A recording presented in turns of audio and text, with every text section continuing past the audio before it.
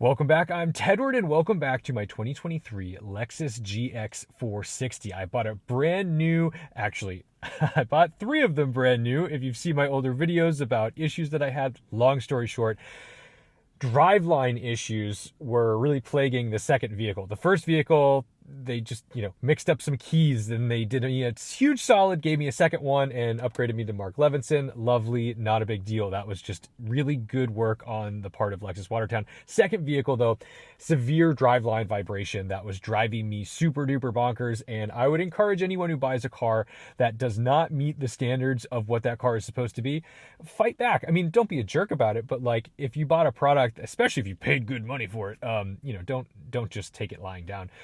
And now I'm on my third one, and I love this thing. I have 3,500 miles on it. There are some things that are inconvenient or awkward about it. I figured we'd start off at a soccer field because this is kind of a soccer mom vehicle, and I feel like it goes completely misunderstood. So first, let's start it up and get that V8 running.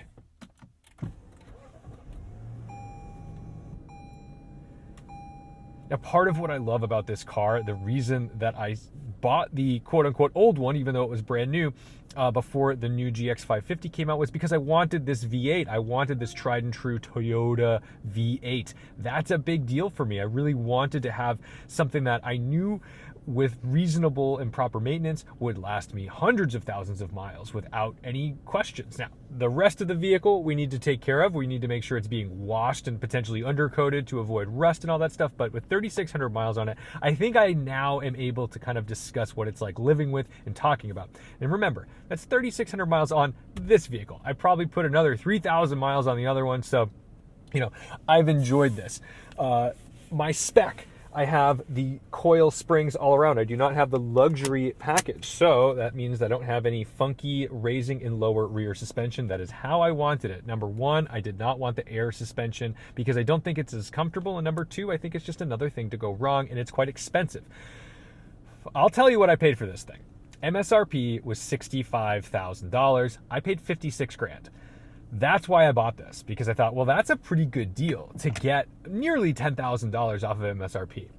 Some things I love just creature comfort-wise. I love these seats. I love the seating position. I do not love this steering column. It took me a little while to get used to my knees knocking around in here. That is quite awkward, and I didn't think I would ever get used to it, but I have. And now every time I get into like a big Chevy pickup and it has tons of room, I'm like, oh, right, my Lexus is cramped right there. I do not notice it on long drives, and usually I'm kind of man spreading in the thing, so my knees aren't there. This is really lovely. They've leather wrapped this side panel, and just there's a little bit of give there, so there's a little bit of foam that allows you to kind of, especially if you're wearing shorts, rest your knee on there. There's no pain. Every touch surface is soft, whether it's this little guy right here, and I love how these independently move, or right here. Everything is a comfortable place to be. It has the wood steering wheel, but it's a heated steering wheel, which is lovely, except because it's a wood steering wheel, only this leather part is heated. And I swear that the right side heating element is not as strong as the left side heating element. I'm pretty sure that I could be crazy. These are those little things where you start to go nuts about your car, but I really do think that this side is always warmer than this side. So the button is inconveniently placed down here, and so you'll accidentally hit like your auto high beam thing or whatever. Instead, I wish that button was just right here. Another thing I love, the heated seats. They're ventilated seats as well as heated, and it has a scrolly wheel. So that's great, because instead of having a button that maybe just always resets to off, you can just leave that on all the time. So every time you start the car, it'll just be on. I do like that. And one of the other reasons why this became the vehicle that I lusted after and wanted so badly, especially after the refresh in 2021 or 2022, was this center console. This center console is so much more beautiful than it was. I know a lot of people, that's controversial. Some people don't like the quote-unquote tacked on screen. I love this screen. This is so clear and easy, and the size of the fonts and icons are actually dead on. My Honda, it's a bigger screen and it has bigger icons. It looks a little goofier. It's fine, all very functional, but this is great. It's wired CarPlay only. And one gripe I have is that there's two USB ports here. The top one almost never works. It'll disconnect and reconnect and disconnect and reconnect from my phone. The bottom one works.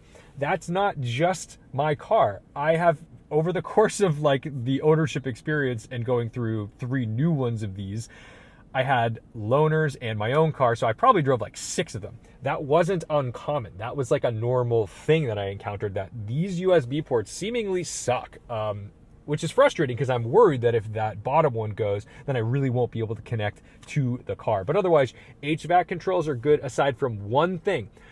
I can control the vents and I control where it goes, but if I want to control if my air conditioner is on, I have to hit menu, go to climate, go to options, and then hit this on or off. It usually, if I have it on auto, it'll be on for whatever reason. Because I'm filming this, of course, it's off already.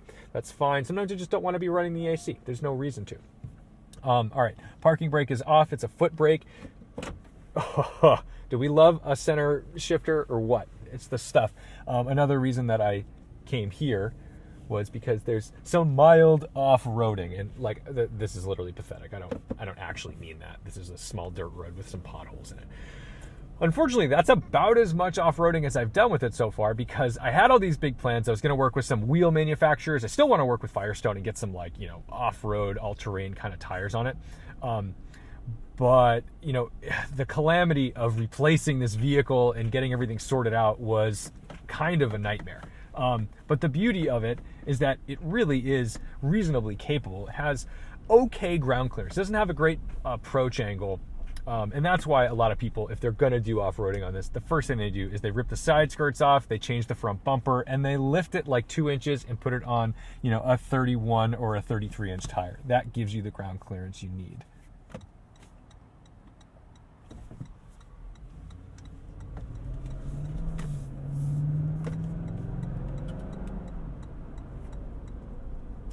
So this V8 requires some revs.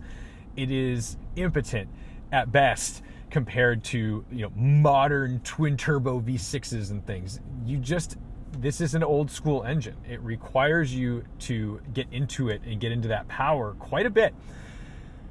I don't do that because it gets such horrific fuel economy, but one of the reasons I bought this car was just to have a nice, cool luxury cruiser that doesn't encourage me to speed. We've got a big body on frame truck, which is what I mean is it's misunderstood as like a soccer mom vehicle, but it really can be a truck. It can do the off-road duty. And I know, oh my goodness, I've seen the comments. I almost say truck just to see the comments because people lose their minds. But like, if this isn't a truck, then like what is? Just because it doesn't have a bed. It's like body on frame, V8, 2-speed transfer case, you know, all-wheel drive, 4-wheel drive. What do you want? This is what it is. So, you know, I don't know. I want to take you on a little ride today, and we'll talk about the creature comforts, how it is to drive and live with, because there's a new chicken place. I don't know if it's new. It's called Yas Chicken. I hate the name, but I've heard good things. I think there's one in Lynn, Lawrence, and Providence. And I like Raising Cane's. I like Howlin' Ray's out in California. There's some chicken chains that I really dig. Dave's Hot Chicken, oh my God, love a Dave's Hot Chicken. But I wanted to try this one because I just, you know, this is now what I'm doing in my weekends. I'm exploring chicken. So you can join me in Providence to get some chicken while we talk GX. So one of the beautiful things about this vehicle is that while it is large, I mean, it's tall, it's a little imposing, it's really not that wide. It's very easy to keep this in a lane. It doesn't feel like you're hogging any spaces. I can park it anywhere. Parking is critical for me when it comes to these big vehicles. That's why a lot of folks were asking me why I didn't get a Land Cruiser, why I didn't get an LX 570 or something like that, or a big pickup truck. And I just lived with a Silverado 2500 HD ZR2. Maybe don't cross double yellows. You know, you see a lot of that here. I've got my new Garmin dash cam, so whenever I see people, you know, basically doing silly things, I've been saving them. Maybe I'll make some reels about it. But, you know, I don't need to be too conscious about that because I can move over to the side in my not so wide Lexus. It's tall. I've definitely got that like elevated SUV feel, but I can put this anywhere. Drivability. This took me a little while to learn how to drive. Part of it is because it's old school. A new heavy-duty diesel Silverado, even though it takes a little while to learn like the corners and the size of it, the drivability of these giant trucks now is so good. They drive like cars. Okay, maybe not quite, but you get the point. They're not imposing. You point, you shoot, you point, you shoot. This has a 10-year-old or 20-year-old vibe to it when it comes to the drivability. So you've got to put in a bit of lock. You've got to be aware of the sidewall squirm and all these things that kind of go into making this that old school vehicle. It's the things that I love about it, but it's the things that I had to get used to.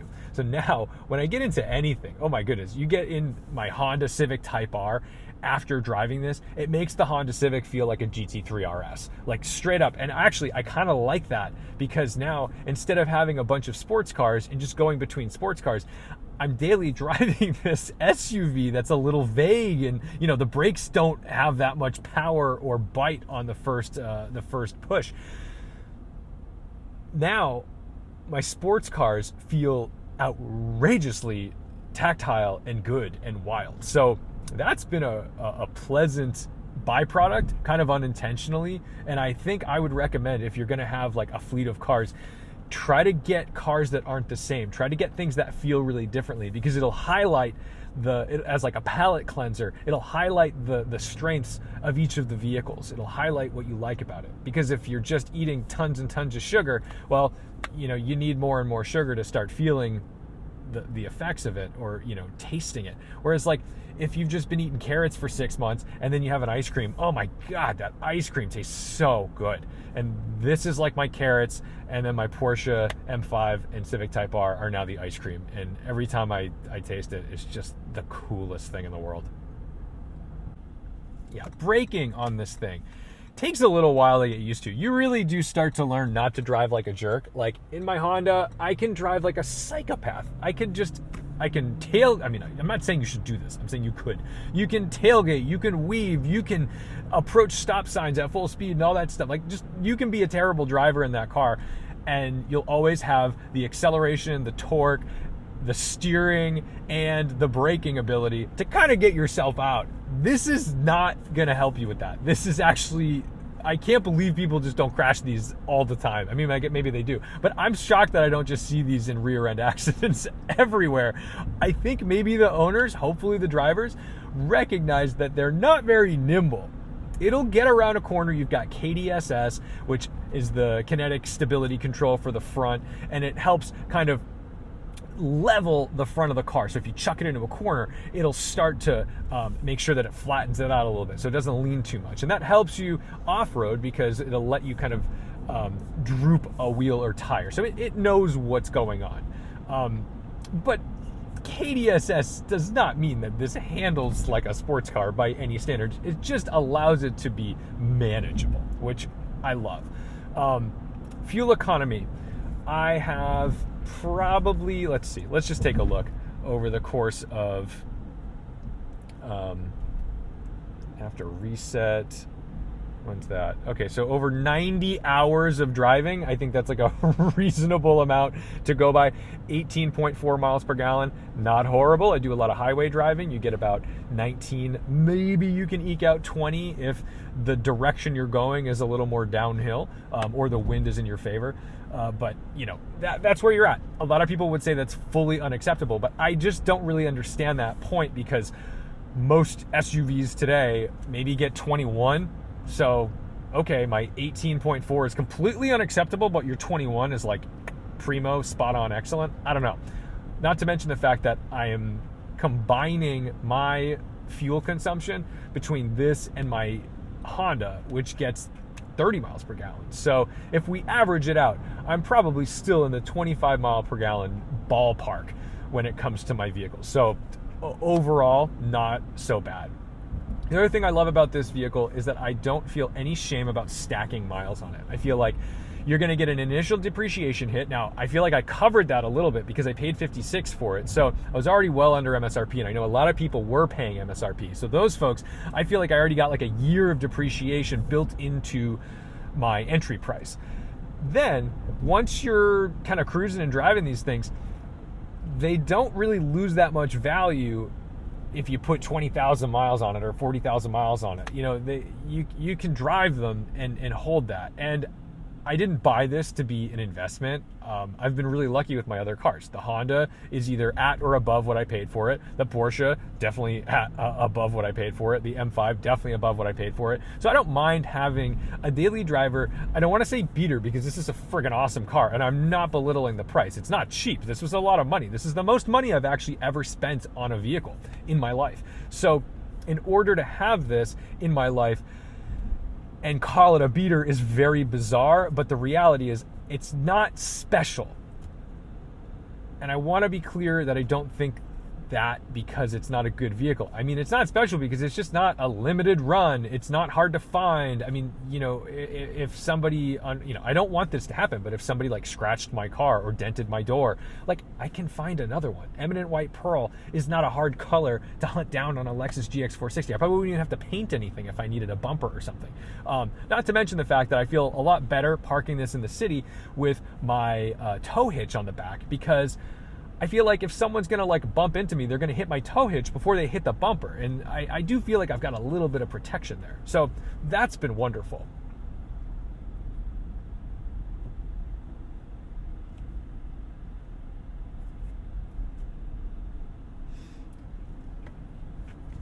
Now, as far as creature comforts are concerned, it's so quiet in here. You've got double pane glass. This is something you don't get in the 4Runner. And one of the reasons I didn't buy a 4Runner, a lot of reasons I didn't buy a 4Runner. I do like the 4Runner, but that vehicle, if you think this is ancient, the previous generation 4Runner, or the current generation 4Runner, I suppose, really feels old. That V6 feels way more underpowered, and that 5-speed leaves a lot to the imagination with the transmission. So the 6-speed and the V8 really bring this vehicle up to snuff, but not to mention the fact that because it's Lexus, it's more insulated, it's quieter, the seats are more comfortable, the controls are nicer. Everything you interact with is Lexus, not Toyota, if you will.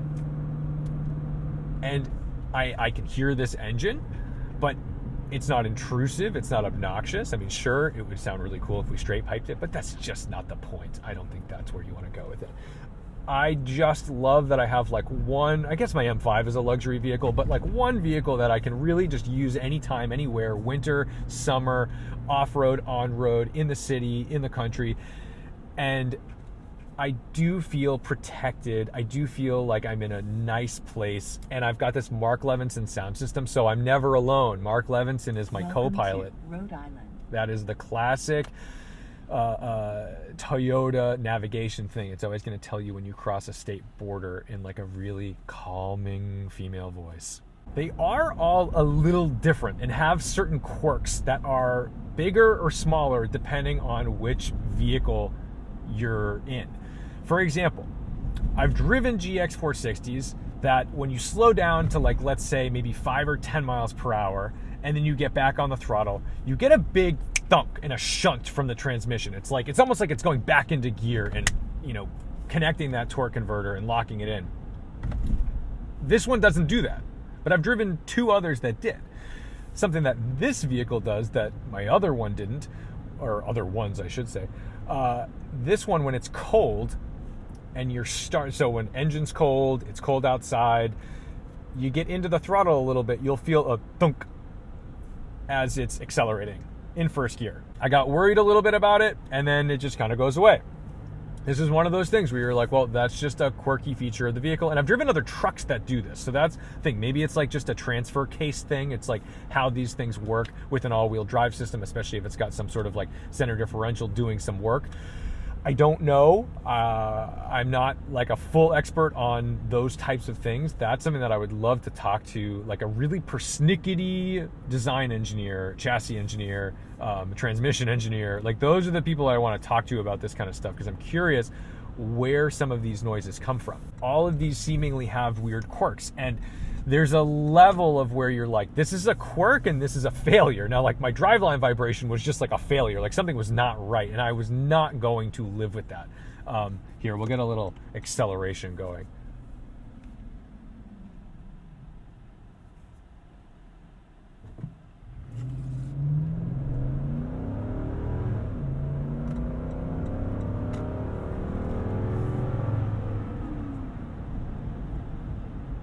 Hard not to love that. but you're going to have to determine like what's something about this vehicle that's just a little quirky and like, interesting, versus like, hey, that's not right. This shouldn't have passed a quality inspection. Those are different. So it's up to you to kind of research that and not, we got to not go too deep into the rabbit holes of these vehicles, of any vehicle really, because you can always find something that's a little wrong. Remember, we're pretty much all beta testing everything. Like, car companies put stuff out before they're fully done, and they have warranties for a reason. It's because they're not all perfect and things can slip through the cracks. Whether that's a systemic issue where you're like, oh, we've got rod bearing problems, or rear main seal leaks, like, head gasket failures on like Focus RSs and things like these things happen. Or they're quality inspection failures where, hey man, like this drive shaft just wasn't balanced properly. All right, now that we're out on the highway, I love this as a highway vehicle for two reasons. Number one, it's smooth, it's quiet, it's lovely, I'm relaxed in it. I don't feel any pressure to speed, and that leads me into my number two is I don't speed in it. It's wasteful for fuel to drive faster than like 70, 75 miles an hour. There's my Garmin dash cam telling me that I'm departing my lane. It's kind of interesting how that really does keep a pretty good eye on the road for me. I'm fine though, we're good. We're not gonna drive off the road. But I do love this cruise control stock. I've heard people laugh at this. They're like, oh my goodness, my like 94 Camry had that cruise control stock. And it's like, yeah, it works really well. Any type of interactive point that doesn't require me to look at it to operate it is a great design. So many cars have buttons like this right now. And if the buttons are just, it's the same button for everything, you just got to look and be like, oh wait, which side was I supposed to be on? No toggle switch, just a button, an up button, a down button. That is not great design because it means that I actually have to take my eyes off the road to operate it. This stock, I pull it to cancel, I push it down to set it, I push it up to go faster. It's very simple. It's very easy, and I never, ever, ever have to look at it or get distracted by the road, from the road, in order to use it.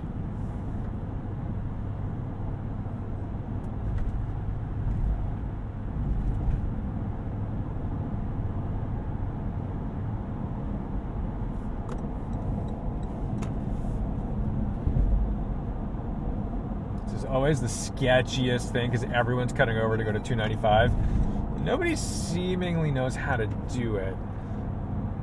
I get in the left lane here because number one, there's merging traffic up here and I'm usually passing somebody, but number two, there is going to be a left only exit to stay where I need to go. So I do actually need to be here in a little while, but just kind of like let everyone do their insanity. Like, yeah, man, you can do it. I believe you can make it into that lane in less than 3,000 feet. You don't need a mile for a lane change. Oh my goodness. All right, now I'm being a backseat driver. I think it's funny that when you're off throttle or like driving reasonable, it says eco as if like, yes, I'm being so economically friendly. I'm really helping the environment with my GX460. Certainly not.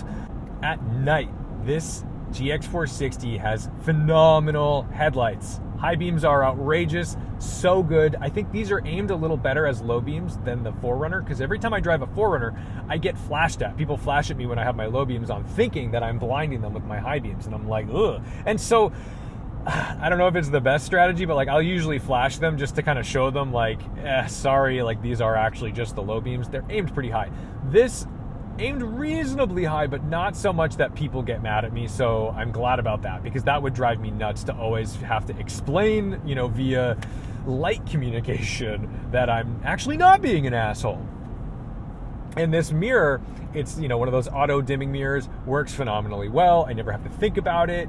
And it never gets too dark. It's right. Like Lexus, the things they do in these vehicles are like always dialed in. And that's what I love about this. It just feels dialed. It just feels like exciting to be in. And my biggest fear right now is that I'm going to like driving it more than anything else. And now I've got my fourth car that is the least Tedward car possible, and it's the one I like the most. So I'm gonna have to make a real concerted effort to be driving the Honda and the Porsche and the M5 to go on special trips with them and like use the Honda as like a daily and take it out to some track days and stuff. We love an Altezza, the Lexus IS300. Got 2J, baby. I'm sure I don't seem like family to him in my Lexus, but we all know. We all know. There's the Providence skyline. Not the most outrageous city, but there's culture here. It's a good little city. It's plagued with its, roots in corruption. But what city wasn't? I always love how in Family Guy, the high school was Buddy Cianci High, which was like the most corrupt mayor in Providence. So that's some beautiful stuff right there. They did some proper callbacks. If there was going to be like a Grand Prix, I wonder if I did. No, I didn't. Okay. Sometimes you hit like a paper bag and you're like, well, that's with me now. There should be a Grand Prix in Providence because some of these roads, if they clean them up a little bit, have the craziest turns. They'd be super dangerous, but it would be incredibly fun. All right, we got to get over here.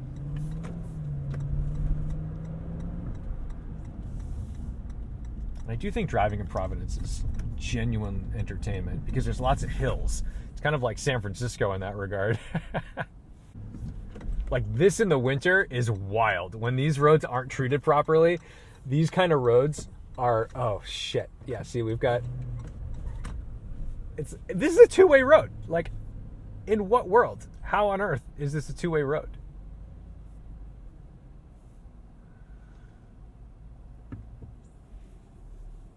And no one knows what to do. No one knows how to handle this. This is nuts. We're just gonna sit here. Like we're just gonna sit here. Oh my God.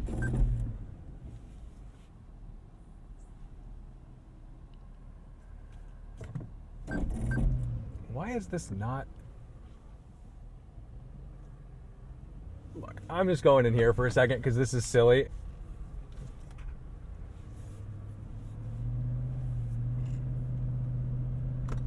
That hard. All right, we're up. Now we're in like the nice area. This is where all the money is.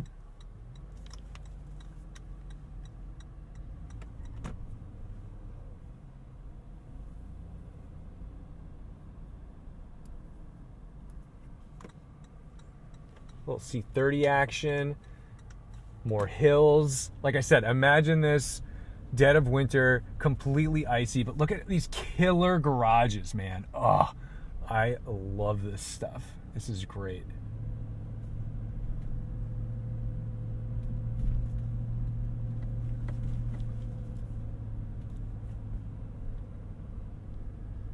Ooh, nice E30 over there. Yeah, there's some good car spotting out here.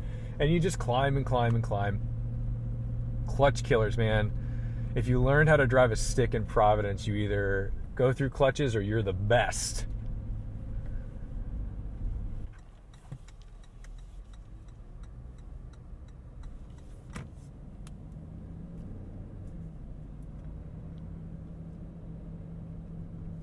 So overall, I've had just a really great experience owning my GX460. I'm glad I bought it. There's no regrets here. There was definitely a little bit of a period of time where it was very stressful because of the sort of warranty issues, the dealing with the dealership constantly. Like, that wasn't ideal. Oh, look at this.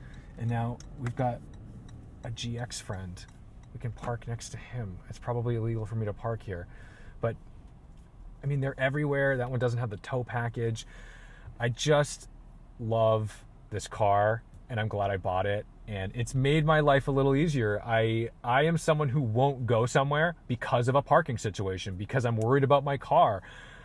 I go places in this because I'm not worried about it like I am with my Porsche or my Civic Type R. So that's going to do it for that. If you have any questions about the Civic Type, or sorry, if you have any questions about the GX460, please sound off in the comments. Let me know your experiences, whether you had the transmission issues on that hill. I don't know why this wasn't like hill assisting me. Kind of scary. Was unaware that that was a thing until a Providence hill showed me. But yeah, keep me posted on what's going on with you guys. Thank you so much for watching, liking, commenting, and subscribing. Please, if you want to support the channel, like the video, comment on the video. Nice things probably better than not nice things. Or go ahead and buy a sticker, because that is the most direct way to help me out and promote what you like. So put it on your car, wherever you want. Don't forget to respect the drive, and I'll see you in the next one.